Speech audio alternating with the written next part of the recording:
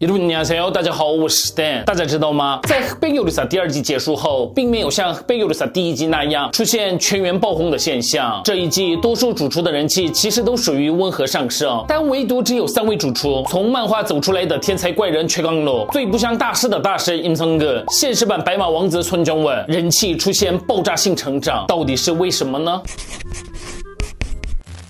首先是《흑백 요리사》第2季的最终冠军최강록主厨，他的爆红逻辑和其他主厨完全不同。如果说孙中文是王子型主厨，임성근是邻家大叔型主厨，那최강록就是从漫画里走出来的天才怪人。他在韩国网络上甚至被称为最强流量密码。还有一种说法是，这节目的收视率有一半是최강록撑起来的。他爆红的原因主要来自4点：一、独一无二的최강록 법，他是天生的迷因制造剂，在一群自信满满、气场全开的名厨之中，他的说话方式却完全相反，结结巴巴，眼神犹疑，语气犹豫。这个应该是好的吧？这种不确定感在厨师圈里极其罕见，反而形成了强烈反差。他的名言也不是刻意搞笑，而是因为太认真才意外产生笑点。例如나야 들기름，用来形容自己是配角却不可或缺，或是这道菜的主题是稍微有点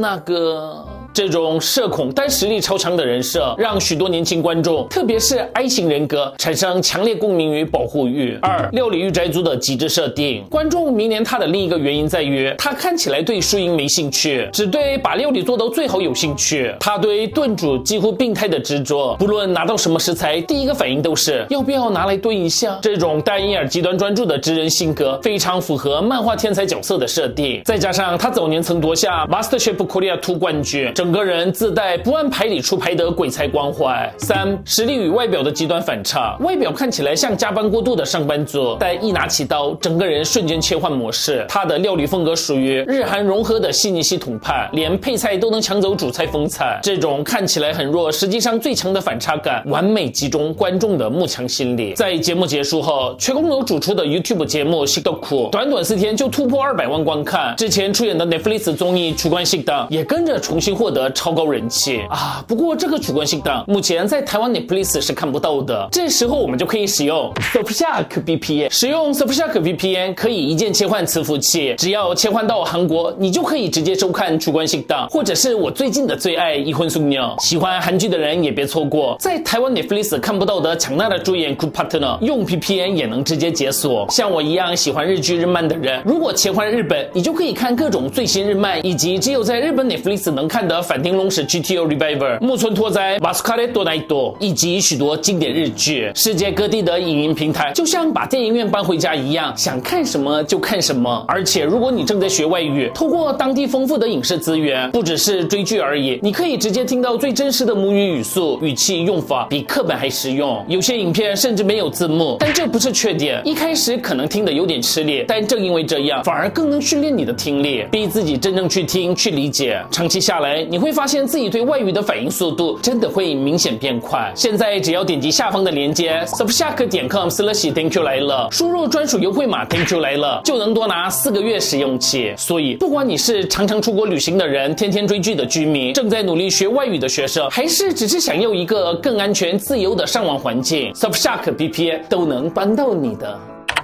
接着是임성근主厨，虽然임성근主厨最近因为酒驾争议已遭韩国媒体切割，舆论反应相当负面，但今天我们就简单回顾一下他当初为什么会在节目播出后爆红。임성근在《흑백 요리사》第2季中人气甚至一度超越冠军。如果孙中文是完美偶像型，那임성근就是让人无法讨厌的快乐老顽童。他最大的人设魅力就是可爱的叙事，我可以做出5万种酱汁，一开始像吹牛，最后却真的用实力证明。这种先被怀疑再用料理打脸的节奏，戏剧张力极强，迷因自然疯传。而他不是科班出身，年轻时离家出走，从洗碗工做起，在厨房底层打滚40多年。这种努力型高手的形象，让观众觉得他不像高高在上的大师，更像拼命努力的邻家大叔。制作组透露，他是第一个爽快答应出演第2季的主厨，但因为之前的酒驾事件，目前已经失去了当时的人气。所以大家酒后真的不要开车。最后一位是被韩网称为无死角的现实版白马王子的孙中文主厨，184公分身高，私服品味极佳，在传统厨师圈极为罕见，在高压比赛中始终冷静温柔。他的名言：我不是来慌张的，我是来找解决方案的。然后会拍拍队友的背说做得好，这种情绪价值的领导方式完全颠覆刻板印象。更重要的是，他不止帅，还真的强。孙中文同时掌管2家米其林1星餐厅，法餐与韩式创新双修，实力无可挑剔。贝尤丽莎播出后，他的餐厅成为名人打卡圣地，强王娘到访更直接引爆话题，地位难度飙升至地狱等级。这3个人会爆红并不是偶然，而是因为崔康龙满足天才怪人型魅力，尹成恩满足最像普通人的大事，孙中文满足完美男性幻想模板，3种不同人设刚好命中3种观众心理。所以大家在贝尤丽莎2最喜欢哪一位主厨呢？